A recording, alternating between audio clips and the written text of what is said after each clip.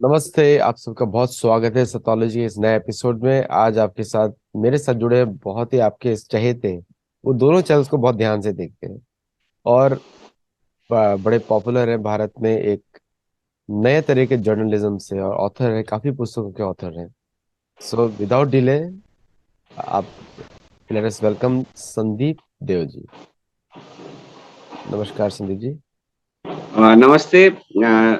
सत्योलॉजी के सारे दर्शकों का और स्टूडेंट्स हैं, खासकर उन सबका बहुत बहुत धन्यवाद। हिंदी नहीं समझ में आ रही होगी, पर मेरी विवशता है। मैं सोचता हिंदी में हूँ तो बोल भी हिंदी में ही लेता हूँ। हिंदी में ही बोल पाता हूँ कहूँगा। तो लेकिन आप समझ जाएंगे, हिंदी भी जो है और उसका जो अंग्रेजी ट्रांसलेशन है। तो आप सबका बहुत बहुत धन्यवाद है मुझे सत्योलॉजी पे बुलाने के लिए। स- आजकल संदीप जी आप तो बहुत सारे शोज करते हैं और देखते हैं कि किस तरह ने जो वेद ग्रंथों को, पुराणों को, उपनिषदों को इतना गंदी तरीके से प्रस्तुत किया जाता है कि लोगों के अंदर से उसमें पढ़ने का विश्वास उठ जाए। आप देखते ही हैं, आप तो बहुत वीडियोस बना चुके हैं। और एक मैंने लास्ट वीक आपको देखकर ही एक वीडियो बनाया कि इसमें, और मुझे भी बहुत रिक्वेस्ट लोगों ने किया था कि वेद पुराण पे बताइए, इतिहास बताइए। तो आपके आपकी दृष्टि में, in your view point, how, आपको क्या लगता है कि किस तरह, क्यों ऐसा ये गलत प्रस्तुत किया जाता है ताकि लोगों के अंदर एक तरीके का हीन भावना है वेदों के प्रति और शास्त्रों के प्रति। देखिए, प्रकृति के समय से यानी आदि काल से जब से सृष्टि की रचना हुई है, तो देव और असुर जो हैं, इनका संघर्ष हमेशा चला है। और अगर इसको हम ऐसे देखें कि प्रकृति को चलायमान बनाने के लिए, यानी प्रकृति को मूव बनाए रखने के लिए, चलायमान बनाए रखने के लिए, देवताओं और असुरों का ये जो संघर्ष है वो हमेशा चलते रहना चाहिए। आदि काल में भी अगर आप देखेंगे कि यज्ञ होता था तो राक्षस उसको ध्वंस करने के लिए आते ही थे। उसमें वो मानव विष्ठा डाल देते थे, हड्डियां डाल देते थे, कूड़ा करकट डालते थे। यानी किसी भी न किसी रूप में वो उस यज्ञ को ध्वंस करना चाहते थे। और जिसके कारण जो ऋषि हैं, जो देवता हैं, वो उस यज्ञ को बचाना चाहते थे। और ये संघर्ष लगातार चलता रहा। हमारे पुराणों में जो कथाएं हैं, करीब 12 देवासुर संग्राम हुए, देवताओं और असुरों के बीच संघर्ष हुए। हम जब रामायण लेते हैं, जो हमारा इतिहास भी है, जिसको लोग इतिहास के रूप में ना पढ़े इसलिए उसको लोग मिथक कह देते हैं, बस, लेकिन वो वास्तव में हमारा इतिहास है। महाकाव्य है रामायण और महाभारत, और वो हमारे महा इतिहास है सब। तो उसमें हमें इतिहास भी मिल जाता है, धर्म भी मिल जाता है, भूगोल भी मिल जाता है हमें। उस समाज का समाजशास्त्र, उसका मनोविज्ञान, यानी हर विधा जो आज आधुनिक कही जाती है, विज्ञान, वो सब हमारे उस शास्त्र में है। तो रामायण में विश्वामित्र जी जब राम और लक्ष्मण शिक्षा ग्रहण करके आए हैं वशिष्ठ के आश्रम से और अयोध्या में हैं, तो दशरथ जी के पास विश्वामित्र क्यों क्यों पहुंचते हैं? विश्वामित्र पहुंचते हैं कि हम लोग यज्ञ कर रहे हैं और असुर उस यज्ञ का ध्वंस कर रहे हैं, विध्वंस कर रहे हैं। इसलिए मुझे राम लक्ष्मण दो, राम दो, लक्ष्मण राम दो। तो राजा दशरथ कहते हैं राम तो बहुत अबोध बालक है, मैं अपनी सेना लेकर चलता हूं। उन्होंने कहा नहीं नहीं, राम हमें दो। अब देखा जाए साइकोलॉजिकली तो विश्वामित्र को सिर्फ असुर से लड़ना होता तो कहते ठीक है दशरथ। और विश्वामित्र खुद राम को इतने अस्त्र शस्त्र देते हैं। तो उसके महान ज्ञाता वो राजर्षि ब्रह्मर्षि की यात्रा है उनकी, एक राजर्षि, एक राजा की जो है ब्राह्मण होने की यात्रा है। जो हमारे यहाँ लोग कहते हैं कि जाति व्यवस्था थी, कास्ट सिस्टम था, वो इनको समझना चाहिए कि विश्वामित्र राजवंश से हैं, क्षत्रिय हैं, पर वो ब्राह्मण माने गए हैं। जो गायत्री मंत्र है हमारे ऋग्वेद में, ओम भूर्भुवः स्वः तत्सवितुर्वरेण्यं भर्गो देवस्य धीमहि धियो यो नः प्रचोदयात्, जो वो महान मंत्र है किसी ब्राह्मण ने नहीं दिए हैं। विश्वामित्र ने उसके दर्शन किए। देना शब्द नहीं, दर्शन करना हमारे यहाँ कहेंगे, उन्होंने दर्शन किए। तो जाति का नाम के नाम पर अमेरिका में अभी मैंने सुना है कि कुछ स्टेट में भारत के कारण जाति वाति पढ़ाने लगे हैं, जाति पे बात। तो हमारे यहाँ ये सबसे बड़ा उदाहरण है। तो वो वशिष्ठ अपने नाम से वो मंत्र कर सकते थे, ब्राह्मण की इतनी चलती तो, लेकिन वो विश्वामित्र ने उस मंत्र को देखा है, तो ऋग्वेद में वो उस रूप में है। तो विश्वामित्र राम को ले जाते हैं। अब राम देवत्व तो हैं, और जो ताड़का मारीच आदि है वो असुर हैं। देवत्व और असुर का संग्राम जो है वो आवश्यक है, दशरथ की सेना भी लेके जा सकते थे। तो आज की जो असुर हैं वो पुनः, जब देवता हैं, अच्छे लोग हैं तो बुरे लोग भी हैं, तो वो पुनः उनको यज्ञ से प्रॉब्लम है, या वेद से प्रॉब्लम है, पुराणों से प्रॉब्लम है, रामायण से प्रॉब्लम है, इतिहास से प्रॉब्लम है। और उसका पॉजिटिव इफेक्ट देख लीजिए, आज उनको प्रॉब्लम है, तब हम और आप बैठ के अमेरिका में वेद पुराणों की चर्चा कर रहे हैं। तो अगर असुर हमें नहीं जगाएंगे तो देवता जो सुर लोग हैं वो विमर्श कैसे करेंगे? तो उन्होंने कहा, वो तो आपके विमर्श के लिए उन्होंने विमर्श दिया है। और तो असुरों को भी जो है तथास्तु कहना चाहिए कि तुम भी जियो, और तुम्हारे कारण जो है हमारा जो शास्त्र है हम नई पीढ़ी तक ले जाएं, पहुंचाएं, और असुरों का भी भाग हो। यज्ञ में आप देखते हैं कि जब देवता के लिए तो कुछ चीजें जमीन पे भी डाली जाती है, तो असुरों का भाग भी, तो असुरों का ये भाग है। और असुरों के भाग से देवता देव पुरुष इस विमर्श को चला रहे हैं। तो ये आदिकाल से होता रहा है आदित्य जी, और ये चलता रहेगा जब तक सृष्टि है, क्योंकि सृष्टि हमेशा संघर्ष से आगे बढ़ती है, वो शिथिल होकर आगे नहीं बढ़ सकती। तो ये सृष्टि संघर्ष से चलायमान है, मूव करती है। तो अगर हम ही हम हो जाएंगे तो जीवन नीरस हो जाएगा। तो कुछ असुरों को भी तो होना चाहिए, जब वो नहीं होंगे तो फिर हम होके भी देवता ही हो जाएंगे, तो बड़ा नीरस सा जीवन हो जाएगा। इसलिए असुरों का भी साधुवाद कही। आपने संघर्ष की बात करी, संघर्ष, तो संघर्ष तो हमेशा, आपने बिल्कुल सही बताया कि असुरों और सुर में संघर्ष तो चलता ही रहता है, और वो संघर्ष ही हमारी मुक्ति का कारण भी है।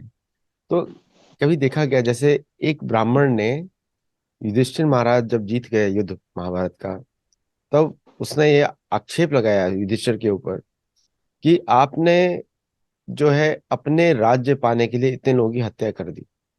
अगर आप शांति से बैठ जाते तो ये नहीं होता। तो उसको बाकी ब्राह्मणों ने डांट के, वो उसका नाम था चार्वक राक्षस। आजकल उसके बहुत सारे भक्त, बड़ा उसका गुणगान होता है इस कलयुग में। तो एक मतलब साधु के वेश में असाधु जैसा आकर मतलब बिहेवियर रखना, व्यवहार की। व्यवहार रखना। जैसे लोग बड़ा बड़ा, मेरे को कोई प्रॉब्लम नहीं, लोग तिलक लगाएं, बहुत अच्छा लगता है, लगाना भी चाहिए, सबको लगाना चाहिए। लेकिन मानसिकता जो है वो असुर वाली है। तो उसमें वो काम वैसे ही करेंगे जैसे रावण ने सीता हरण किया। तो उसके उदाहरण आप कैसे देखते हैं आजकल के परिप्रेक्ष्य में? और अच्छा, धर्म में सब कुछ इंक्लूडेड है, वहां पे पॉलिटिक्स भी है, राजनीति, मिलिट्री सब भी तो है, है। सब कुछ इंक्लूडेड है। हर धर्म धर्म हर का मतलब है, धर्म धर्म के लिए बड़ा सुंदर बात है, धारयति इति धर्म, जो आप धारण करते हैं, और धर्म भी आपको धारण करता है। तो जैसे अग्नि में तपिश का गुण है, तो अग्नि ने उस गुण को धारण किया है, तो वो अग्नि का धर्म बन जाता है। जैसे वायु में प्राण का गुण है, तो वो उसने, वायु ने प्राण को उसको धारण किया, तो वो उसका धर्म बन जाता है। एक दिन सोचिए कि वायु बहना बंद हो जाए, वायु अपने धर्म को छोड़ दे, मनुष्यों का क्या, सारे प्राणियों की क्या स्थिति हो जाएगी, लोग त्राही त्राही करके मरेंगे। तो धर्म तो अवश्यंभावी है, धर्म ही मूल है। धर्म के बिना जीवन का एक पल भी नहीं चल सकता। आज जो लोग सांप्रदायिकता को, या सांप्रदायिक शब्द भी सही है, पॉजिटिव, आप अब्राहमिक कल्ट कहिए, उसको धर्म के साथ तुलना करते हैं। अब्राहमिक कल्ट के बिना आप रह सकते हैं, आप अगर अब इस्लामिस्ट नहीं है तो ईसाई हैं, ईसाई नहीं है तो इस्लामिस्ट हैं, दोनों नहीं है तो भी जी सकते हैं। पर धर्म के बिना आप नहीं जी सकते, बिल्कुल नहीं जी सकते, आप श्वास तक नहीं ले सकते। तो धर्म बड़ा महत्वपूर्ण है। और आपने ठीक कहा चरवाक की बात, पर मैं वही जो कह रहा था, तो चरवाक को भी हमारे यहाँ ऋषि कह दिया गया, क्योंकि हमारी जो नास्तिकता, जो छह दर्शन में जो हमारे हमारे अपने दर्शन है, तीन जो नास्तिक दर्शन है, दर्शन में चरवाक को जगह दिया गया। इतना सहिष्णु समाज था, हमारा जो सनातन धर्म का समाज था, उसने उस चरवाक को भी, जिसने कहा कि घृत जो है कर्ज लेके घी पियो, यानी पूर्णतः भौतिकवादी। आज का जो यूरोप अमेरिका है वो पूरी तरह से चरवाक के दर्शन पे है, पूर्णतः भौतिकवादी। और आज का भारत भी जो बाजार व्यवस्था है, हम अमेरिका में और यूरोप क्यों कहें, टोटल में बाजार जो आज मार्केटाइजेशन जो हो गया है, प्राइवेटाइजेशन है, मार्केटाइजेशन है, ग्लोबलाइजेशन है, ये जो प्रोसेस ये चरवाक का दिया हुआ है। चरवाक उसी को आगे इंडोर्स कर रहा है, बढ़ा रहा है कि आप आज देखिए जीवन कैसे चलता है, आदमी का पूरा जीवन ईएमआई पे चलता है। तो चरवाक ने यही तो कहा था कि तुम कर्ज लो और घी पियो, कर्ज लेके मकान, कर्ज लेके गाड़ी, कर्ज लेके एजुकेशन, लोग पूरा जीवन कर्ज में डूबा होता है। तो चरवाक, इसलिए चरवाक को भी हमने जगह दी। और आज के जो लोग हैं, जो जिसको मैं विधर्मी शब्द कहूंगा, विधर्मी शब्द हमारे शास्त्र में भी आया है, मन, वो भी उसी चारवाक दर्शन के लोग हैं, जो वास्तव में धर्म से पढ़े हैं। लेकिन वो चूंकि चारवाक विधर्मी है, तो हम वो चर्चा में बने हुए हैं, चर्चा हम कर रहे हैं। धर्म से उनका कोई लेना देना नहीं है, क्योंकि हमने ये कहा कि धर्म के बिना आप जी नहीं सकते। लेकिन जो धर्म की गलत व्याख्या करें, जो मान लिया कि वायु प्राण देती है, लेकिन वायु जब अग्नि को बहुत दूर तक ले जाती है तो वो विध्वंस भी कर देती है। पानी हमें जीवन देता है, शीतलता देती है, लेकिन जब पानी जो है आप अतिवृष्टि हो जाए तो बाढ़ आ जाता है, शहर के शहर गायब हो जाते हैं। वो जो अपने धर्म के मूल स्वभाव से विद्रोह करता छोड़ता है। तो आज के जो ये चरवाकवादी हैं, ये चरवाकवादी, ये नास्तिकवादी, ये विधर्मी, जो सनातन धर्म को ना माने, जो वेदों को ना माने, जो सनातन जीवन शैली को ना माने। जैसे सनातन जीवन शैली में कहा गया प्रथम इकाई परिवार है, परिवार व्यवस्था। सनातन में अगर आप लीजिए तीन प्रमुख लीजिए, जैसे आप शिव लेते हैं तो शिव के परिवार को देखिए, पूरा परिवार व्यवस्था उनसे बड़ा, अगर हम आज की भाषा में कहें, कहना उचित नहीं होगा, लेकिन आज की भाषा में हम कहें साम्यवाद, कम्युनिज्म, जिसको इन्होंने कहा कि हम सबको समान बनाएंगे, ये सोचते रहे। शिव का परिवार सब समान है। वहां देखेंगे अगर चूहे को सांप निगल जाता है, पर वहां चूहा भी है, गणेश की सवारी, और सांप वासुकी सर्प भगवान शिव के गले में है। मोर सांप को मार देता है, तो कार्तिकेय स्कंद के जो सवारी है वो मोर है वहां, और सांप वासुकी जो है शिव के गले में है। तो शिव का परिवार, वो परिवार व्यवस्था दिखाता है सनातन की प्रथम इकाई। फिर भगवान विष्णु है, उनके अलग अलग अवतार हैं। राम के रूप में है तो परिवार के लिए वो संघर्ष करते हैं असुरों से, कृष्ण के रूप में है तो परिवार के लिए पांडवों का संघर्ष में वो सहायता करते हैं, अपनी पत्नी के अस्तित्व के लिए, सम्मान के लिए, परिवार के लिए। वो रुक्मिणी का के साथ उनके प्रेम विवाह है, और वो पूरी परिवार व्यवस्था, उनके अपने अपने पुत्र हैं, सब हैं। पर आज के जो ये विधर्मी हैं, वो परिवार व्यवस्था के विरुद्ध खड़े, पूरी तरह से विरुद्ध खड़े हैं। वो हमारे शास्त्रों में समलैंगिकता ढूंढ ले रहे हैं, जो शास्त्रों में दूर दूर तक नहीं है। कहीं भाइयों में, सगे भाइयों में अगर बहुत भौतिक हो जाए कोई दुनिया, तो भी वो दोस्तों से समलैंगिक यानी गे रिलेशन या जो भी होता है वो कल्चर का। लेकिन भाई में तो मैंने तो कभी किसी अमेरिकन कल्चर में भी नहीं ये सुना है कभी। पर वो इस हद तक उस वो कल्चर को दिखाना चाहते हैं कि हम तो भाई तक में जा चुके हैं समलैंगिक। तो ये विधर्मी जो शास्त्र विहीन है, फिर ये कहते हैं कि परिवार व्यवस्था पे अटैक करते हैं, वंशवाद और ये बात करते हैं। आप देखिए कि इनके पूरे में वंशवाद है, एक पूरा वंश वृक्ष बन रहा है। ये खुद विवाह नहीं करते, लेकिन जब विवाह आप नहीं करते तो आप धर्म को नहीं जानते। आपने काम को क्या जीत लिया, आप इसकी घोषणा उद्घोषणा कर सकते हैं। जिस काम से आपका जन्म हुआ, क्या आपने उसको जीत लिया? बिल्कुल नहीं। इसीलिए ऐसे लोगों के खतरे कंप्रोमाइज होने के बढ़ जाते हैं। ऐसे लोगों का कभी भी इस्तेमाल किया जा सकता है, किसी को भी भेजकर इस्तेमाल किया जा सकता है। क्यों? क्योंकि वो अपनी परिवार व्यवस्था, भगवान श्री कृष्ण क्या कहते हैं गीता में, मैं धर्मयुक्त काम हूं। वो काम को भी कहते हैं मैं धर्मयुक्त काम हूं। ये लोग अधर्म युक्त काम के लिए परिवार व्यवस्था तोड़ने की बात करते हैं। विवाहित, अब इन्होंने एक पैरामीटर्स बना दिए, जो विवाहित नहीं है ये छड़े छड़े घूम रहे हैं, वो बहुत अच्छे माने गए, जो अविवाहित है। ये बिल्कुल सनातन धर्म के विरुद्ध है। इसलिए ये चरवाकवादी, आप चरवाकवादी कहिए, मैं इसको विधर्मी कहूंगा। जो धर्महीन है, जो बिल्कुल ही, जिनके आचरण धर्म से परे हैं, तो ये बिल्कुल विधर्मी लोग हैं। और इन विधर्मियों को सनातन धर्म से डर लग रहा है, सताता है सनातन धर्म। इसकी वजह क्या है? वजह यह है कि सनातन सबको समाहित कर लेता है। सनातन एक जीवन को नैतिकता का, मोरल जिसको कहेंगे, उसका बोध देता है। जीना कैसे है, जैसे सनातन में संस्कार है, हमारे 16 संस्कार बोलते हैं इसको। संस्कार का मुझे लगता है अंग्रेजी वर्ड आप जो लेंगे भी वो संस्कार का नहीं बोध नहीं करा पाएगा। नहीं। तो 16 संस्कार हैं। ये संस्कार विहीन लोग हैं। तो चूंकि अगर मैं चोर हूं, सामने वाला चोर होगा, तो मुझे चोरी की संभावना मेरी और बढ़ जाएगी। तो इसीलिए इन लोगों ने सेकुलरिज्म कह के, ये सब कह के समाज को चरित्रहीन, नैतिकता विहीन बनाना चाहिए। सबसे बड़ी बात है। अब आप कहोगे कि समाज क्या पहले से ऐसा था, इतने नैतिकतावान? भारत में जब बाहर से आक्रमण शुरू हुए, गौरी गजनी से आक्रमण जो है, उससे पहले राजा दाहिर पे आक्रमण हुए, कासिम ने किया सिंध में, फिर गौरी गजनी के साथ एक इतिहासकार आता है, मैं कहूंगा आपके सारे स्टूडेंट जो है वो जरूर पढ़े, अंग्रेजी में भी है, अल बरूनी है। अल बरूनी, तो यानी वो उस काल का द्योतक है, 11वीं सदी का द्योतक है। 10, आप ये समझिए कि गौरी के साथ युद्ध हुआ है 1171-72 में तराइन का युद्ध हुआ है। गजनी उसके पहले आया है। ये 10वीं 11वीं सदी की बात है। वो कहता है कि वहां, यहां कोई जाति व्यवस्था वो नहीं देखता, कोई छुआछूत नहीं देखता। ये तब की बात है, विदेशी आक्रमण के साथ जो पहला इतिहासकार है वो देख रहा है कि यहाँ अलग अलग वर्ण बने हुए हैं, वो कह रहा है, लेकिन सब सबके साथ रहते हैं, कोई किसी से घृणा नहीं करता।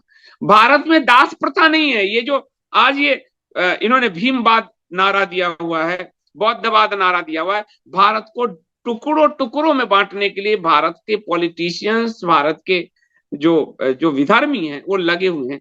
गौड़ी को पढ़ना चाहिए। गौड़ी ने कहा है कि कोई छुआछूत नहीं था, एक दूसरे के साथ लोग रह रहे थे समाज में, 4 वर्ण थे अलग, लेकिन कोई दास प्रथा नहीं थी, जैसा कि यूनान में था, उसने मतलब अरब में आदि आदि में था। मेगा उसके बाद मेगास, उससे पहले मेगास्थनीस आता है मौर्य वंश में, वो भी कहता है दास प्रथा नहीं है, जैसा कि यूनान में था। और यही बात अलबरूनी कहता है। फिर वो कहता है कि जब एक दूसरे से लोग धन आदि का विनिमय करते हैं, चरवाकवादियों को सुनना चाहिए, तो कोई लिखा पढ़ी नहीं होती। जिसने धन लिया और जिसने दिया वही जानते हैं। और देने वाला एक हाथ में गंगा जल को पानी लिखता है, वो लेके शपथ लेता है, वो उसके लिए सबसे बड़ी शपथ है। अगर वो मर भी गया तो उसके कर्ज को उसका पुत्र चुकाएगा। वो इतना तक जो लिखा पढ़ी नहीं, यानी इतनी ज्यादा सच्चाई जीवन में थी, इतनी ज्यादा सत्यनिष्ठा थी जीवन में, जीवन इतना अच्छा था। क्या वजह है कि अरबियों के आक्रमण के बाद हमारे जीवन से नैतिकता खत्म होती गई। युद्ध में याज्ञवल्क जो है, याज्ञवल्क एक बहुत अच्छा संवाद करते हैं, और मैं उस याज्ञवल्क का मैं आपको संवाद बताऊं कि जब भी कोई राजा किसी राजा पर आक्रमण करेगा, तो उसकी प्रजा के साथ, उसके परिवार के साथ किसी भी तरह का दुष्कर्म, किसी भी तरह की अनैतिकता नहीं करेगा। इसलिए भारत में जब युद्ध होते थे तो एक मैदान चुन लिए जाते थे, वहां युद्ध होता था। लेकिन कभी भी आपने देखा कि राम ने कभी भी रावण की प्रजा पे आघात नहीं किया हमारे यहाँ। लेकिन जब ये आक्रांता आए तो वो प्रजा को लूटने लगे। आप देखिए, तैमूर तैमूर को जो है, तैमूर के बारे में उसने पूरी दिल्ली को श्मशान बना दिया था, साफ कर दिया था। एक नर्तकी जो है, नर्तकी, उसने एक बेश्या को बुलाया अपने पास, और बुलाया, और रात का समय था। तो जब बेश्या जाने लगी, नर्तकी तो क्या वो लोग यूज करते थे, बेश्या जाने लगी, तो बेश्या ने कहा कि मुझे डर लग रहा है, जंगल का रास्ता है और मैं कैसे जाऊंगी। तो रास्ते में जितने गांव थे उन सब गांव को जलाने का आदेश दिया तैमूर। लेकिन भारत के विधर्मी आज तैमूर के नाम पे अपने बच्चे का नाम रख लेते हैं। वो तैमूर जिसने पूरी दिल्ली को श्मशान बना दिया। आप देखिए, उसके बाद आपको बाबर देखिए, बाबर जब युद्ध में नहीं जीत पा रहा था, राणा सांगा के किले में जो पानी की सप्लाई लाइन थी, पानी की सप्लाई लाइन में गाय बीफ डलवा दिया उसने, हिंदुओं का धर्म भ्रष्ट हो जाए, अब उनको अपना किला खोलकर बाहर आना पड़ा।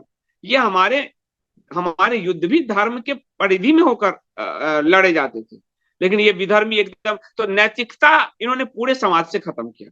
उसके बाद यूरोपियंस आए, अंग्रेज आए। अंग्रेज आप देखिए, वो लोग वही मुगलों जैसा लोग, उन्होंने पहली बार इतने बड़े पैमाने पे अकाल देखा बंगाल ने, यानी भारत ने।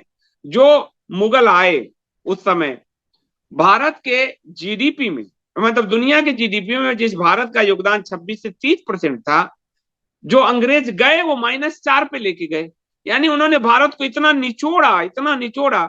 पूरे यूरोप को भारत का एहसानमंद होना चाहिए कि यूरोप की जो क्रांति, औद्योगिक क्रांति, इंडस्ट्रियल रिवॉल्यूशन, वो भारत के पैसे से हुआ है।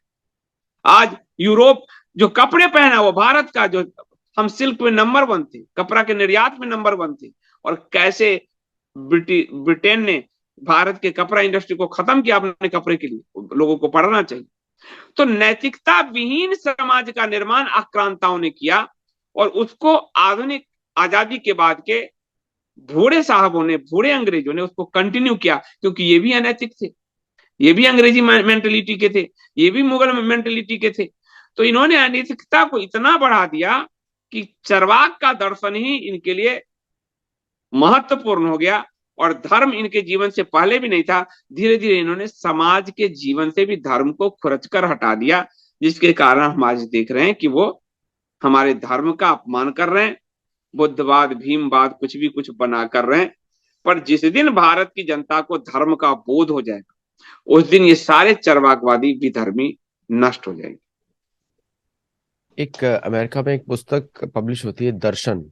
वो ब्रह्म मध्व संप्रदाय की पुस्तक है, और इस्कॉन भी उसको पब्लिश करता है। उसमें क्या होता है कि सारे मंदिरों में अर्च विग्रह की पिक्चर्स लगती हैं, और उसी को वो सारे कांग्रेसमैन और हर जगह भेजा जाता है। तो अमेरिका में क्या किया, एक धर्म का एक नया एग्जीबिशन बनाया गया है इन लोगों के द्वारा, और उसमें हर तरफ से बौद्ध को भी हिंदू में इंक्लूड किया गया है, वो भी धर्म का पार्ट है। जैन भी है, जबकि वो लोग मानते नहीं अपने आप को, या अगर करेंगे तो उनको काफी ऑब्जेक्शन भी होते हैं। और अमेरिका में क्या है कि बौद्ध के ऊपर इसे ऑफिशियल रिलीजन है, बौद्ध, हिंदू नहीं है। तो अगर आप कोई चैपलेंसी की भी बात करेंगे अमेरिका में, तो वहां पे बौद्ध चैपलेंसी है, क्रिश्चियन है, जुडाइज्म है और इस्लाम है। ये चार है, हिंदू नहीं है वहां पे। और तो जब हम इस तरह की जब बातें करते हैं कि धर्म के अंदर बौद्ध भी इंक्लूडेड है, क्योंकि बौद्ध के बारे में तो हम आप बहुत अच्छी तरह जानते हैं कि भागवत पुराण में तो बुद्ध को विष्णु का अवतार बताया गया, भागवत पुराण में। और बाद में जो जो आज के बौद्ध, और उन्होंने वेदों को रिजेक्ट किया, और आदि शंकराचार्य ने आके वापस वेदों को स्थापित किया भारतीय समाज में, यहाँ तक कि सिमल द्वीप तक भी स्थापित किया उन्होंने। तो अ, तो ये जो मानसिकता, क्योंकि ये तो नॉलेज का अभाव है, और परंपरा पे इन लोगों का आजकल विश्वास भी नहीं है किसी का भी। तो लेकिन अगर हम प्योर शास्त्र की तरफ से देखें, तो वो बौद्धों ने वेदों को क्योंकि रिजेक्ट किया, इसलिए हम लोग हिंदू उनको मानते नहीं है, क्योंकि हिंदू मतलब वेदों को जो फॉलो करे। तो ये जो प्योर डेफिनेशन है, क्लीन डेफिनेशन है, इसकी वजह से भी बहुत कंफ्यूजन होता है। फिर उससे हीन भावना भी आती है कि चलो हमको उनको भी इंक्लूड करना है, सबको इंक्लूड करना है।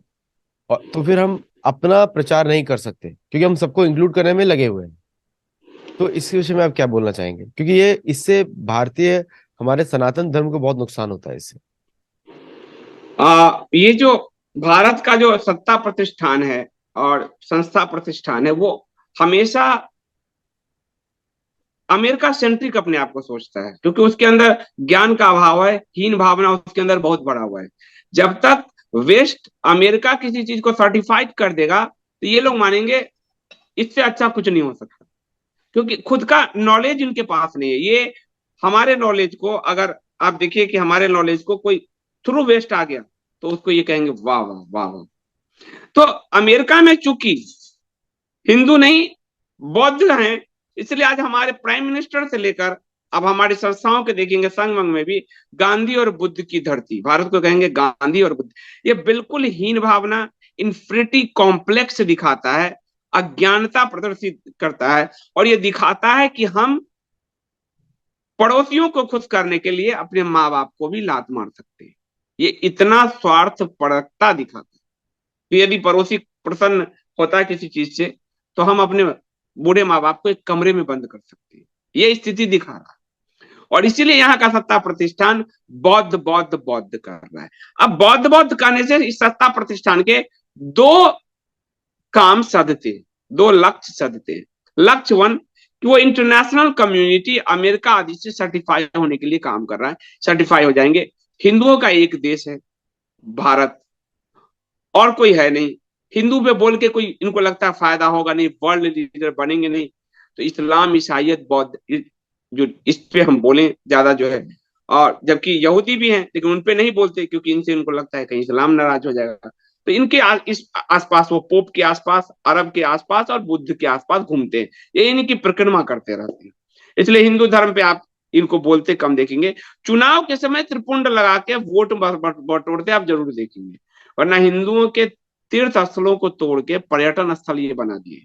कभी भी आप इसको देखिए। हमारी जो गुरु पूर्णिमा है, व्यास पूर्णिमा, जो महर्षि व्यास जिनको भगवान कृष्ण विष्णु का अवतार कहा गया, जिन्होंने वेदों का संपादन किया, पुराण लिखे, महाभारत लिखे, उस व्यास पूर्णिमा इतना हीन बोध है कि हमारे प्रधानमंत्री व्यास पूर्णिमा को बुद्ध पूर्णिमा कह देते, यानी उसको भी खुरचने का प्रयास किया जाता है। ये सिर्फ इसलिए है क्योंकि अज्ञानता बोध एक, दूसरा पश्चिम से सर्टिफाई होने का बोध, दो, तीसरा वोट का बोध। यहाँ का जो बुद्धवाद है वो वर्तमान में उसका गौतम बुद्ध से कोई लेना देना नहीं है, उसका भीमराव अंबेडकर से लेना देना।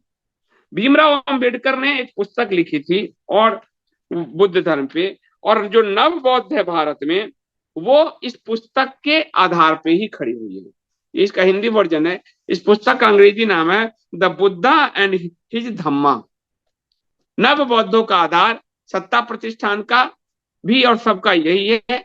अब ये द बुद्धा एंड हिज धम्मा के बारे में आपको एक अंग्रेज विद्वान है, उन्होंने क्या लिखा वो मैं आपको बताता हूं। अंग्रेज, और वो भी बौद्ध थे, अंग्रेज बौद्ध श्रमणेर जीवक नाम उनका नाम पड़ा, महा बोधि सोसाइटी ऑफ इंडिया की पत्रिका में उन्होंने लिखा बकायदा, और 1959 में 1960 से एक कम में, यह पुस्तक नव बौद्धों की बाइबिल बनने की प्रक्रिया में, ये जो आप पीएम सबको देख रहे हैं, ये सब नव बौद्धवाद है। तो ये पुस्तक नव बौद्धों के बाइबिल बनने की प्रक्रिया में है। इसका हिंदी में अनुवाद किया जा रहा है, जिससे यह अल्प शिक्षितों तक जल्दी से पहुंच जाए। जिस व्यक्ति को धर्म शास्त्रों का ज्ञान नहीं, ये अंबेडकर के लिए कह रहे हैं, जिस व्यक्ति को एक श्रमणेर कह रहे हैं, बुद्ध धर्म बौद्ध धर्म को जानने वाला, जिस व्यक्ति को धर्मशास्त्र का ज्ञान नहीं और जिसकी मातृभाषा अंग्रेजी नहीं है, उसके लिए यह जानने का कोई साधन नहीं है। यानी वो कह रहे हैं जिस व्यक्ति को धर्मशास्त्र का ज्ञान नहीं है, अंबेडकर के लिए आगे कह रहे हैं, अभी नहीं कह रहे, मैं पहले बोल गया, जिस व्यक्ति के पास धर्मशास्त्र का ज्ञान नहीं है, अंग्रेजी भाषा वो नहीं जानते हैं, वो उसके पास जानने का कोई और तरीका नहीं है। तो यह भ्रामक वो कह रहे हैं कि कहां अंबेडकर स्वयं अपनी बात कह रहे हैं और कहां धर्म ग्रंथ को उद्धृत कर रहे हैं, वो वही जानते हैं। यानी अंबेडकर ने पूरे बौद्ध धर्म को मिलावट कर दिया, क्योंकि वे उद्धरण चिन्हों का प्रयोग केवल संवाद के लिए कर रहे हैं। इसलिए नौसिखियों के लिए ये बहुत खतरनाक पुस्तक है। नहीं धर्म जानने वाले व्यक्ति ने, नहीं धर्म जानने वाले व्यक्ति के लिए बहुत ही खतरनाक पुस्तक एक लिख दिया है। अब इस पुस्तक को क्यों लिखा गया है, वो श्रमणेर जीवक जो अंग्रेज हैं वो लिख रहे हैं। इस भ्रामक शीर्षक द बुद्धा एंड हिज धम्मा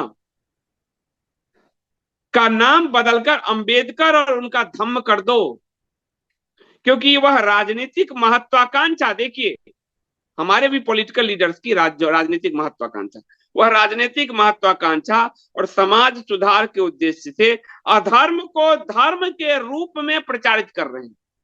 आज का बुद्धवाद अधर्म को धर्म का शर्ट पहना दिया गया, ये है बुद्धवाद, ये अंग्रेज विद्वान ने लिखा था। तो आज जो आप बुद्धवाद देख रहे हैं ये अधर्मवाद है, और उस अधर्मवाद में जबरदस्ती का एक नया बुद्ध गढ़ा गया, जो अंबेडकर के नाम पे पंच तीर्थ। और ये स्वयं अंबेडकर ने कहा मैंने संविधान का निर्माण नहीं किया, जबरदस्ती उन पे थोप दिया इन लोगों ने कि संविधान निर्माता मूल रूप से राव हैं। उनके बारे में अंबेडकर लिख रहे हैं, कह रहे मैं और मेरा बस चले तो इस संविधान को सबसे पहले जला दूं। लेकिन जबरदस्ती वोट लेने के लिए अंबेडकरवाद अंबेडकरवाद, अब उनके साथ एक धर्म बुद्ध धर्म को जोड़ के, और इस बुद्ध धर्म से दुनिया को ये गौतम बुद्ध से एड्रेस कर रहे हैं, ताकि पश्चिम का सर्टिफिकेट, पश्चिम का जो आपको नोबल एलिट है उसका संस्तुति मिल जाए, और यहाँ वो दलित से वोट ले सके। इतना ही इनकी महत्वाकांक्षा है, इससे ज्यादा नहीं।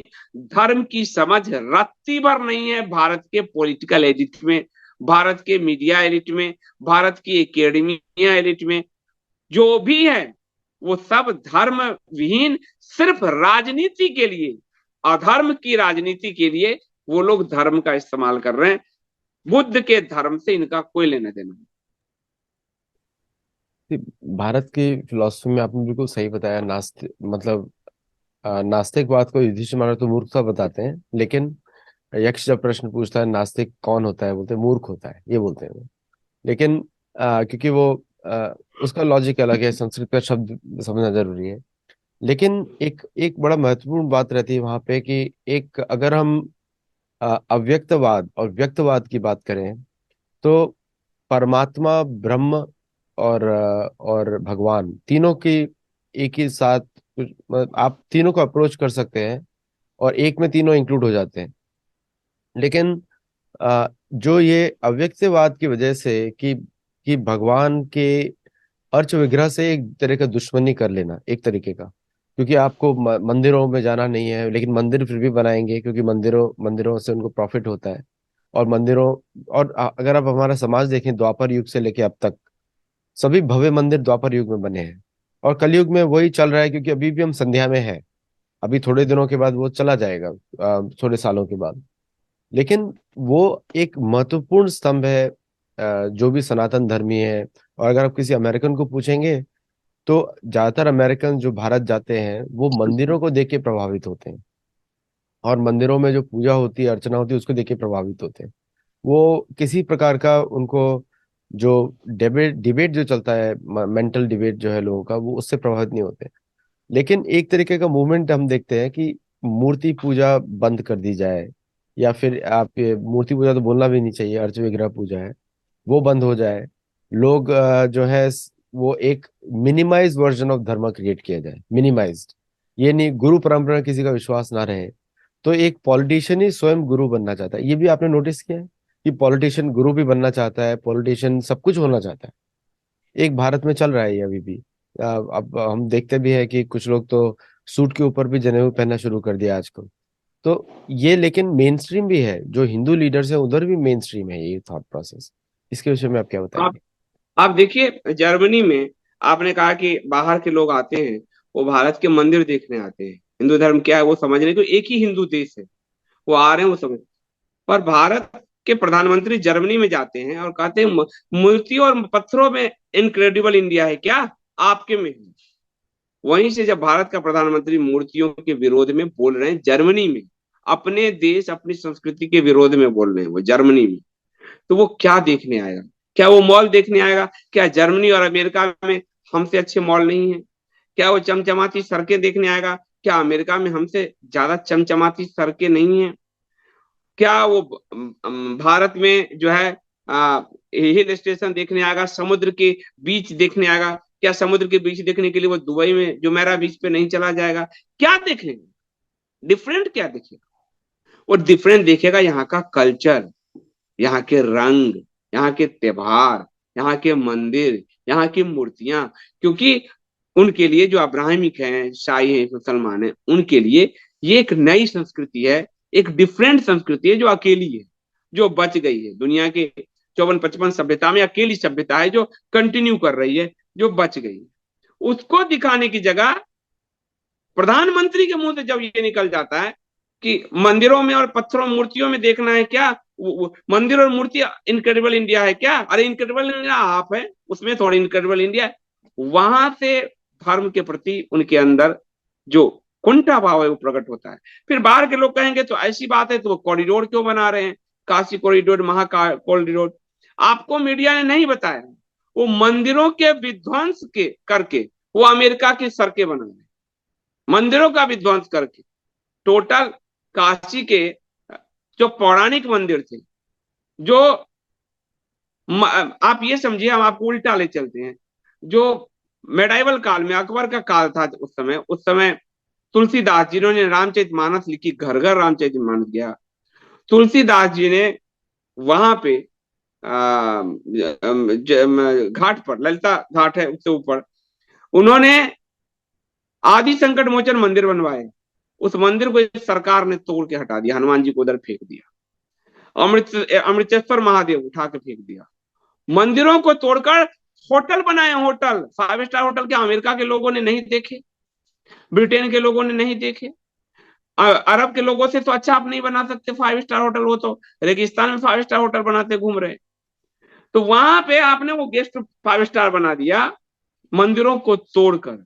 तो आपको दूर से लगता होगा सबको कि अरे ये तो कॉरिडोर बना है, वो कॉरिडोर 5 स्टार होटल है, वो मंदिर को तोड़ के बनाए गए हैं। यानी भारत की मूल आत्मा पे आघात किया गया है। महाकाल में यही किया गया है। काशी में गंगा की जो अर्धचंद्राकार स्वरूप है उसको बिगाड़ दिया गया है काशी में पूरा। काशी में करप्शन छुपाने एक पूरा टेंट सिटी बसा दिया गया है करप्शन छुपाने के लिए। वहां कैनाल बना के धस गया पूरे मतलब गंगा, पूरी भारत में गंगा अकेली काशी में उत्तरगामी है, उत्तर की दिशा में बहती है। वही कैलाश, क्यों? क्योंकि वो कैलाश जो है हमारा, भगवान कैलाश, आप भौगोलिक रूप से भी देखिए उत्तर दिशा में है, तो उस तरफ गंगा बह रही है, अकेला काशी। उस काशी की गंगा का स्वरूप बिगाड़ दिया और कोई कुछ पूछने वाला नहीं, क्योंकि धर्म, नेता ही धर्म हो गया। यानी ब्रिटेन आदि, अमेरिका आदि ने जो मुक्ति पाई थी, चर्च से मुक्ति, जो सेकुलरिज्म और फर्स्ट अमेंडमेंट अमेरिका में बाद में हुआ था, वो भारत में पोप कल्चर, नेता पोप बन रहा है। और इसके लिए खतरे बढ़ गए हैं, क्योंकि वो मूर्ति पे भी ज्ञानी हो गया, वो मंदिर का भी ज्ञानी हो गया, वो सरकार का भी ज्ञानी हो गया, वो सब चीज का ज्ञानी है। पर इनसे पूछिए तो आपको ये गीता देते दिख जाएंगे, गीता कभी पढ़ते नहीं दिखेंगे। ये होली पे ट्वीट करते दिख जाएंगे, होली मनाते आपने इनके रंग नहीं देखे होंगे कि कभी इनके चेहरे पे रंग लगे। ये दिवाली पे ट्वीट करते सेना से मिलते, सेना के जवानों से मिलते दिख जाएंगे, और दिवाली का दीप जलाते ये नहीं दिखेंगे। ये अपने माता पिता कोई गुजर जाए अपने परिवार में, उनके अंतिम संस्कार तक ये करते नहीं दिखते। ये हिंदू है ही नहीं।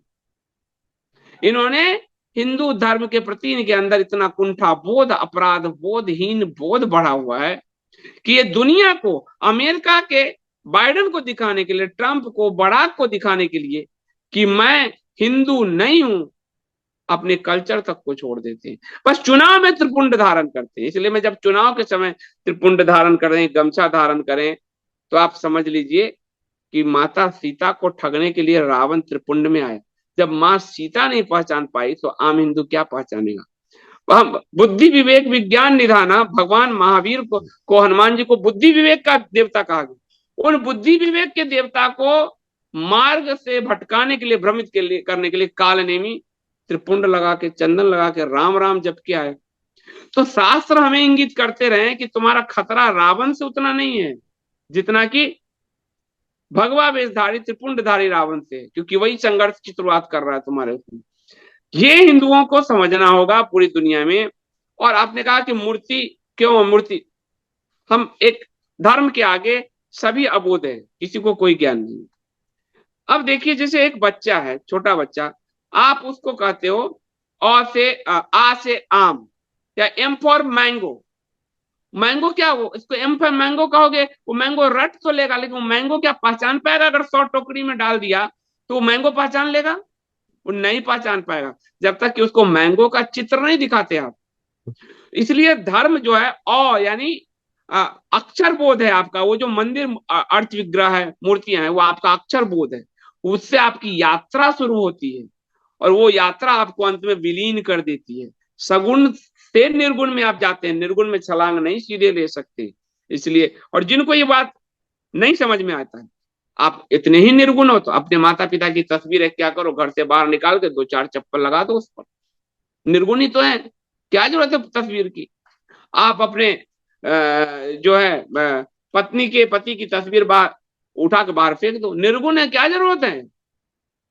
वाणी तो गुण में आ गया, बोलना बंद कर दो, बोलो मत, ये तो गुण में आ गया ना, तो बोलो मत, सुनो मत, निर्गुण सुनोगे कैसे। देखो मत, चित्र देखना, संसार देखना, मेट्रो में मत चढ़ना, ऐसे आंख बंद करके मेट्रो की पटरी पर लेट जाना, मत पकड़ना मेट्रो के तो चित्र, भाई मेट्रो निर्गुण है, तुम उस पर पटरी पर ही लेट जाओ। तो ये जो मूर्ता है ये निर्गुण भी है, लेकिन वो आखिरी चरण है, लेकिन हमने प्रथम चरण तो उठाए नहीं, आखिरी में छलांग लेना चाहते।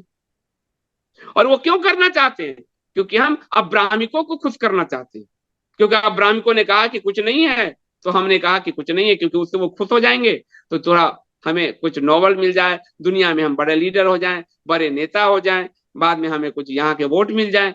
इतने क्षुद्र स्वार्थ के लिए यहाँ के धर्मगुरु, यहाँ के नेता अपने धर्म को आप 2-2 दिनार के लिए बेचने को तैयार बैठे हैं। भारत, कभी कहा था, इंदिरा गांधी की सरकार थी, और मित्रों के नरकाय लिखता है कि एक एक मंत्री बिकने को तैयार था, वो स्थिति है भारत की। इसलिए मैंने आपको कहा कि जब अलबरूनी आया तो गंगा जल लेकर कह दिया कि मैंने आपका धन लिया है, तो बेटा भी मर के चुकाएगा।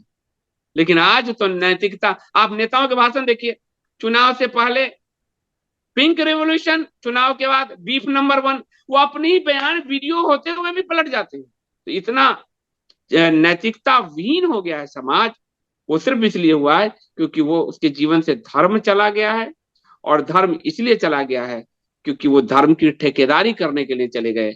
धर्म की कोई ठेकेदारी नहीं कर सकता। नहीं, बिल्कुल सही बोला आपने, क्योंकि कि सभी लोग धर्म के ऊपर बात करते हैं, लेकिन कोई धर्म को मतलब धर्म को समझने के लिए भी आपको एक गुरु की आवश्यकता होती है। किसी का कोई गुरु नहीं है, और सब लोग चाहते हैं कि गुरु से ऊपर ही निकल जाए। तो बिना उसके तो धर्म का ज्ञान होने वाला नहीं है। और अच्छा, नहीं, आपको जिनके गुरु हैं वो गुरु तो महाभारत में समलैंगिकता ढूंढ रहे हैं, तो सारे उनके शिष्य तो वही काम करेंगे। वो कह रहे हैं जाति पंडितों ने बनाई, तो उनके सारे शिष्य तो वही ये तो एक नया कल्ट बन रहा है। कल्ट ही है, बहुत छोटा सा वो है उसमें। और बहुत ही छोटा इन लोग का परसेंटेज है। 50 लाख लोग बोलते हैं, वो भी नहीं होंगे, तो एटलीस्ट उसका 10% ही होगा, वो भी कम। हाँ। अच्छा, एक क्वेश्चन है इसमें कि अगर भारत, जैसे भारत को सभी लोग जानते हैं, अभी भारत की इकोनॉमी देख के लोग बात करते हैं कि भारत इंपॉर्टेंट देश है लोगों के लिए। लेकिन एक उसी के साथ जो पश्चिम में जो देश है, वो एक भारत को बहुत कमजोर राष्ट्र भी समझते हैं। वो सोचते हैं कभी भी भारत को तोड़ दिया जा सकता है, ऐसा मानसिकता है पश्चिमी देशों में, कि कभी भी हम तोड़ सकते हैं, कभी भी घुस सकते हैं, किसी को भी खरीद सकते हैं। ये अभी भी है। इसका मतलब कहीं ना कहीं से तो उनको इंटेलिजेंस इंफॉर्मेशन होगी कि कौन कौन बिकाऊ है। तो तो और मुझे ऐसा लगता है जब तक ये कंफर्म इंफॉर्मेशन नहीं होगी, तब तक ये वेस्टर्न कंट्रीज जो है, तब तक वो इस तरह की मानसिकता नहीं रखेंगे। ये कंफर्म इंफॉर्मेशन नहीं होगी। तो पहला उनका एक रहता है कि how much funding they give to Indian universities, कितना फंडिंग दे रहे हैं वो, किस यूनिवर्सिटी को दे रहे हैं। और उससे वो एक नैरेटिव को कंट्रोल रखते हैं, यूनिवर्सिटीज के थ्रू करते हैं, मीडिया के थ्रू तो करते ही हैं, लेकिन यूनिवर्सिटीज के थ्रू मेनली होता है, ताकि जो सारे टीचर्स हैं वो प्रो वेस्ट बात करें या प्रो ऐसे बात करें। तो इस विषय में मैं कभी देखता नहीं हूँ कि किसी भारतीय गवर्नमेंट ऑफिशियल ने वेस्टर्न वर्ल्ड में किसी नेटिव के राइट्स के ऊपर बात नहीं करी। कभी भी ये बात नहीं करी कि वेस्टर्न जो यूनिवर्सिटीज है उन पे भी सैंक्शन लगाया जाए अगर वो भारतीय इतिहास को गलत पढ़ाते हैं, या भारतीय फिलोसफी गलत पढ़ाते हैं। जैसे गीता के बारे में अमेरिकन टेक्स्ट बुक्स में लिखा गया है, कृष्ण ने जातिवाद फैलाया, ये लिखा हुआ है, पुस्तक में लिखा हुआ है, जीगलर, वर्ल्ड हिस्ट्री रिलीजन्स, कोई भी पढ़ सकता है उसको, मैंने बुक का नाम भी बता दिया आपको, उसमें हिंदू सेक्शन में जाके आप पढ़ सकते हैं। लेकिन भारतीय एजुकेशन सिस्टम से, एजुकेशन मिनिस्ट्री से इस पे कभी भी चैलेंज हुआ नहीं। उसका अगर आप सर्च करें, जीगलर, Zeigler, तो इस विषय में आप क्या बोलेंगे? क्योंकि ये तो भारत को ही करना चाहिए। अगर कोई भारत का प्रधानमंत्री होगा, सबसे पहले अगर लॉन्ग टर्म उसको कुछ कार्य करना है, तो सबसे पहले वेस्टर्न एजुकेशन सिस्टम जो हिंदुओं के विरुद्ध लिखता है, ओपनली लिखता है और पढ़ाता भी है, और काफी इंडियन अमेरिकन बच्चे वो पढ़ के ही बड़े बनते हैं। तो उस पे के विषय में क्या बोलेंगे? पॉलिसी तो होनी चाहिए स्ट्रांग भारत से। पॉलिसी कैसे होगी? आप एक राज्य देखिए जहां लगातार एक ही पार्टी की सरकार है, जहां से प्रधानमंत्री आते हैं, गुजरात। गुजरात के किताब में रावण का महिमा मंडन है। तो वो अमेरिका को किस हक से जाके कहेंगे? वो खुद ही ये काम करवा रहे हैं। आप यहाँ के शास्त्रों में देखिए, ज्योतिबाई, यहाँ प्राइम मिनिस्टर हो, सरकारें हो, कोई भी पार्टी की हो, ज्योतिबाई फुले प्रथम शिक्षिका, वो गार्गी मैत्री सबको भूल जाते हैं, सबको हासाइड कर देते हैं। तो वो किस अधिकार से कहेंगे? वो, मैंने जो आपको दो तीन पॉइंट कहा, उसी पॉइंट में इसका जवाब है। पहला, कि ये अज्ञानी लोग हैं। दूसरा, वो नैतिक रूप से इनका पतन हो चुका है। नैतिक रूप से जो मजबूत होगा वही अपनी बात रख पाएगा। नैतिक रूप से पतन यानी कि पैसा, फंड। आप देखिए, आपने कहा फंड की बात। अब फंड की बात देखिए, यहाँ के सारे पॉलिटिकल पार्टी ने 2018 में एक कानून बनाया, 2018 में, इसी में, बिना किसी बहस के। आपस में सब लड़ते हैं, लेकिन बस, कि विदेश से जो हम फंड लेंगे उसको हम सब मिलकर छुपाएंगे, जनता को इसका जवाब नहीं देंगे, कोर्ट को इसका जवाब नहीं देंगे, और इसके लिए कानून बनाया। तो जो मास्टर्स के पैसे ले रहे हैं, उस मास्टर्स के रिंग पे नाचने तो पड़ेंगे, आपको चाबुक पे नाचने तो पड़ेंगे। तो इन्होंने कानून बनाए कि हमको पैसा बच। एफसीआरए, एफसीआरए में पहले था कि जो भी पॉलिटिकल एक्टिविटी करेगा, जो है, उसका रद्द हो जाएगा। अब एफसीआरए में खुलेआम है। बिल गेट्स आदि को जो फंड वो लोग कर रहे हैं, किसको फंड कर रहे हैं, पहले पता चलता था एफसीआरए उससे, अब वो सब हटा दिया गया है। तो ये तो जो सत्ता में बैठे लोग हैं वो खुद ही कंप्रोमाइज्ड लोग हैं। तो वो कैसे इसका विरोध करेंगे? वो तो विरोध कर ही नहीं सकते। विदेशी फंड, अगर आप आज के पॉलिटिकल सिनारियो में हर पार्टी का के बारे में जानकारी मिल जाए, जो नहीं मिलेगी, ना आरटीआई में दे सकते, ना वो पीआईएल में दे सकते, क्योंकि कानून बनाकर इन्होंने ढक दिया है। तो हर पार्टी करप्ट है, विदेशी फंड से चल रहा है, पॉलिसीज बनवाई जा रही है। अब जैसे राजीव मल्होत्रा ने लिखा, हार्वर्ड द्वारा जो है सर्टिफाई, जो भारत सरकार की नई एजुकेशन पॉलिसी है, वो हार्वर्ड द्वारा सर्टिफाई। तो वो तो हार्वर्ड के एजेंडे को ही बढ़ाएंगे।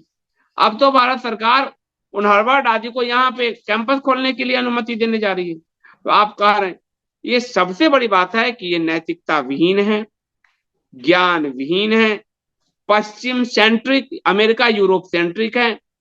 किसी भी तरह से अमेरिका, यूरोप, अरब, अब तो अरब सेंट्रिक भी हो गए, अरब के सारे पुरस्कार चाहिए, सब चाहिए, वो सेंट्रिक है। इनसे इनको मंजूरी चाहिए हर चीज में, इसे इनकी संस्कृति चाहिए हर चीज में। इसीलिए जब आप अपने घर को छोड़कर दूसरे के घर को देखने लगते हो, तो अब कभी आपके घर भी साफ हो जाते हैं। इसीलिए भारत की सरकार, भारत के लोग अपने धर्म, अपने इतिहास बोध से अनजान है। वो हर बात के लिए पश्चिम का मुंह देखते हैं, और पश्चिम उनको अपने हिसाब से चलाता है। आज भी औपनिवेशिक गुलामी से भारत की सत्ता प्रतिष्ठान, यानी भारत का पूरा एलिट वर्ग उससे बंधा हुआ है, औपनिवेशिक गुलामी से। और जो एलिट करता है, पैरेटो का सिद्धांत है, जो एलिट करता है जनता वही करती है। तो एलिट चरित्रहीन है तो जनता को चरित्रहीन बनाती है, एलिट नैतिकता विहीन है तो जनता को नैतिकता विहीन बनाती है, एलिट धर्म विहीन है तो जनता को धर्म विहीन बनाता है। एलिट अगर अब्रामाइजेशन को बढ़ा रहा है तो जनता अब्रामाइजेशन को तरफ तरफ जाएगी। और हमारे शास्त्र में ये कहा गया, पैरेटो का मैंने नाम लिया, लेकिन पहले, यथा राजा तथा प्रजा। राजा का धर्म ही प्रजा का धर्म हो जाता है, मंत्रिमंडल का धर्म हो जाता है। तो यहाँ नैतिकता विहीन हर पॉलिटिकल पार्टी को मैं कह रहा हूं, धर्म, नैतिकता, चरित्र को एक तिलांजलि देकर, और पश्चिम, अरब, अमेरिका और यूरोप सेंट्रिक पॉलिसी थॉट्स को आगे बढ़ाया जा रहा है। तो ये कहां से अमेरिका में विरोध जताने आएंगे? आज भी आप देख लीजिए कि रावण का महिमा मंडल तथाकथित हिंदुवादी सरकार के स्टेट में पढ़ाया जा रहा है। एक लास्ट क्वेश्चन है, जैसे लोकतंत्र, लोकतंत्र, लोक यात्रा, लोक संग्रह, भगवान कृष्ण भी बोलते हैं लोक संग्रह के लिए कार्य करना चाहिए राजा को, कि लोगों का सबका वो बेनिफिट मिले। हमने डेमोक्रेसी का मंदिर बुलाया, हमने लोकतंत्र का मंदिर नहीं बुलाया। लोकतंत्र तो पूरे वैश्विक यूनिवर्सल गवर्नमेंट हो गई लोकतंत्र। जो कि इंद्र भी फॉलो करते हैं, पूरे विश्व के सभी लोगों को मैनेज करने के लिए लोकतंत्र है वो। लेकिन उसका एक्सपोर्ट पृथ्वी पे जो हम लोगों को करना चाहिए वो भारत के लोगों ने नहीं किया। बहुत जगह हम देखते हैं कि हर जगह हम लोगों ने दूसरों की मानसिकता ली है, उसमें मर्ज कर दिया हर चीज। जब अगर आप मर्ज करेंगे तो आप अपनी आइडेंटिटी भूल जाएंगे। और इसलिए जो हमारी परंपरा के जो लोग होते हैं वो कभी कभी मर्ज नहीं करते किसी चीज को। वो उसी को, अगर कोई एक गुरु को फॉलो कर रहा है तो उसी गुरु पे आगे बढ़ते हैं। और लेकिन सबको मालूम है अंत तो सबका एक ही है, एक ही जगह जाने वाला। लेकिन लोकतंत्र जो गवर्नेंस प्रिंसिपल है उसके बेसिस पे हमने कभी भी एक्सपोर्ट नहीं किया भारत से। तो अगर जैसे अगर अमेरिका का ट्रेड होता है उसके पीछे कंडीशंस होती है कि अगर ट्रेड कंडीशन से आपको डेमोक्रेसी अमेरिकन स्टाइल में, ताकि अमेरिकन या जो भी वेस्टर्न कंट्रीज हैं उधर इंटरफेयर कर सके। लेकिन भारत ने कभी ये कंडीशंस नहीं रखी अभी तक, और मे बी ये बहुत जल्दी भी है, हो सकता है कि बहुत अभी इकोनॉमिक रिवाइवल की वजह से ये सेकेंडरी स्टेप रखा हुआ है। ये आपको ऐसा लगता है कि ये बाद में करेंगे या कभी करेंगे जो हिंदूवादी देखिए मैं गवर्नमेंट? आपको बताऊं, लोकतंत्र की समझ, जिनको तथाकथित संविधान निर्माता कहा गया, तथाकथित इसलिए कह रहा हूं कि खुद ही कहते थे कि मैं संविधान निर्माता नहीं हूँ, भीमराव अम्बेडकर, उनकी भी समझ से ये लोग चलते हैं। अब भीमराव, संविधान सभा की बैठक चल रही थी, बैठक में भीमराव अम्बेडकर ने पंचायती राज को खत्म कर देना चाहा कि भारत में तो गांव पंचायती राज व्यवस्था है ही नहीं, ये कुछ नहीं है। क्योंकि भीमराव अम्बेडकर सीधे पश्चिम पूरे चीजों को थोप देना चाहते थे। जबरदस्त बहस हुई, एक पर एक विद्वान कांग्रेस के उस समय उन्होंने एक्सपोज किया, अंबेडकर पे हमले किए कि भारत के गणराज्यों का देश है, गांव का देश है, एक एक डाटा दिया शास्त्रों से, स्मृतियों से। और अंबेडकर 2 दिन सुनने के बाद उन्होंने कहा कि मैं इसको एग्री करता हूं, यानी अंबेडकर ने माना उन्हें गांव का, लोकतंत्र का, भारत का कोई नॉलेज नहीं। जब बिना नॉलेज का व्यक्ति एक आदर्श हो जाए पूरे शासन तंत्र के लिए, तो क्या होगा, ये समझने वाले। मैं आपको अपनी उदाहरण देता हूँ। 2014, आप सर्च कर सकते हैं। 2014 में जब प्रधानमंत्री मोदी आए, वर्तमान में चूंकि सरकार है तो इसलिए मैं उदाहरण दे रहा हूँ, तो वो अमेरिका जब गए तो आपको ध्यान होगा 14 के बाद वो कह रहे हैं कि भारत दुनिया की सबसे बड़ा लोकतंत्र है, अमेरिका सबसे प्राचीन लोकतंत्र है। मैंने प्राइम मिनिस्टर को चिट्ठी लिखना शुरू किया, नमो ऐप पे डालना शुरू किया, ट्वीट टैग करना शुरू किया, वीडियो अभियान चलाए, उनको सब भेजा कि भारत सबसे प्राचीन लोकतंत्र है, अमेरिका का टोटल इतिहास ही 200-250 साल पुराना है। और फिर मैंने उनको वैशाली गणराज्य के इतिहास सब भेजे। आज संसद में आप देखिए, जहां जाते हैं प्रधानमंत्री कहते हैं Bharat the mother of democracy. वो ये बात, तो इससे एक बात पता चलता है कि इन लोगों के पास नॉलेज नहीं है लोकतंत्र का। तो जब लोकतंत्र का ही नॉलेज नहीं है तो लोकतंत्र और डेमोक्रेसी के बीच के अंतर को कहां समझ पाएंगे। अभी तो यही नहीं पता है कि हमारा लोकतंत्र कितना पुराना है।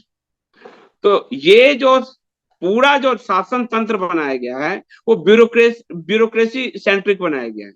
ब्यूरोक्रेट ही डिक्टेट करता है नेताओं को। आप बड़े वोट देते हो, हम वोट देते हो नेताओं को, लेकिन चला ब्यूरोक्रेसी रही।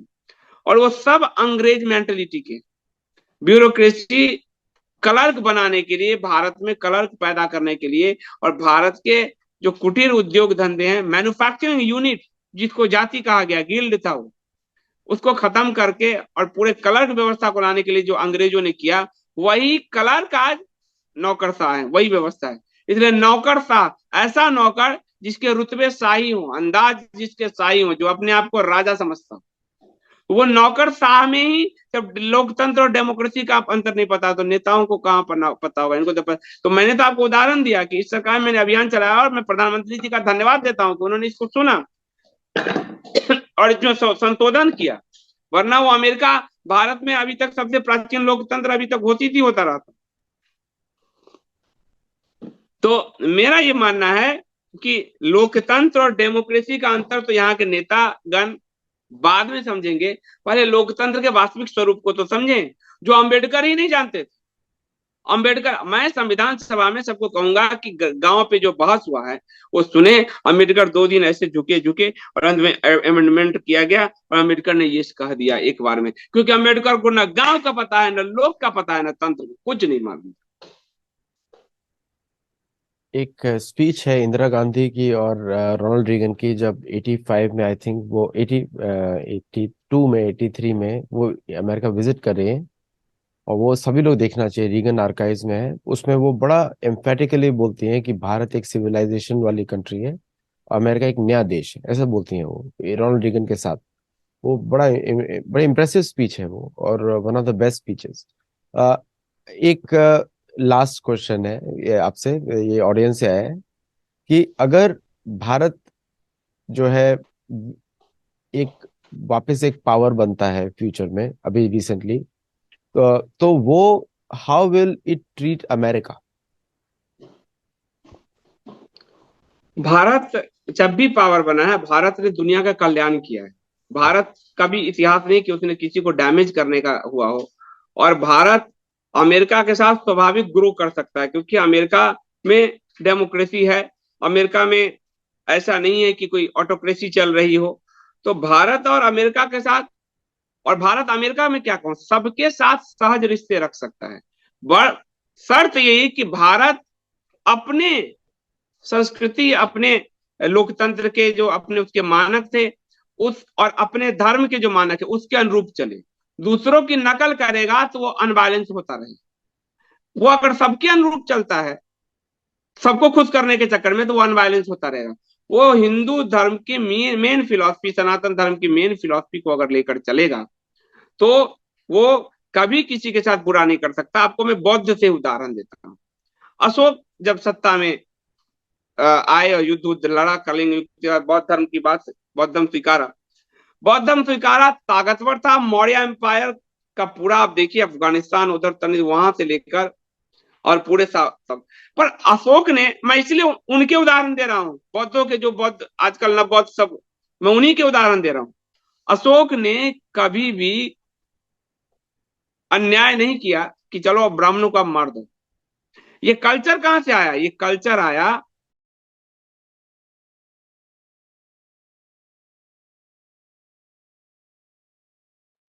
संदीप जी आप म्यूट है, म्यूट। आप म्यूट पे हैं, आप म्यूट पे हैं, आपका म्यूट है, म्यूट। म्यूट है आपका,